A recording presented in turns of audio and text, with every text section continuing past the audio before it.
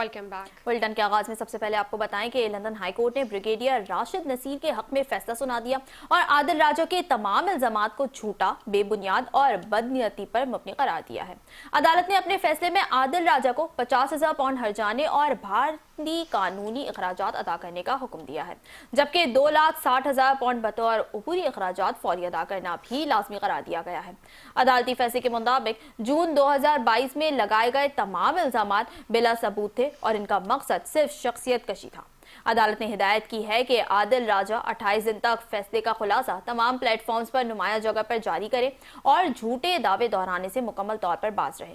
फैसले में वाज़ेह किया गया है कि अदालती अहकामात ना मानने की सूरत में तौहीन अदालत, जुर्माने और जेल की सजाओं का सामना करना पड़ सकता है। पंजाब इलेक्शन, मुबैना मुलाकातों और रजीम चेंज से मुतालिक तमाम बयानिए को अदालत ने हक़ाइक़ के मुनाफी करार दिया है। लंदन हाई कोर्ट के मुताबिक हसास नौयत के इल्जामात मुकम्मल तौर पर ममनू है और तमाम अदायगियां 22 दिसंबर 2025 तक लाजमी होंगी।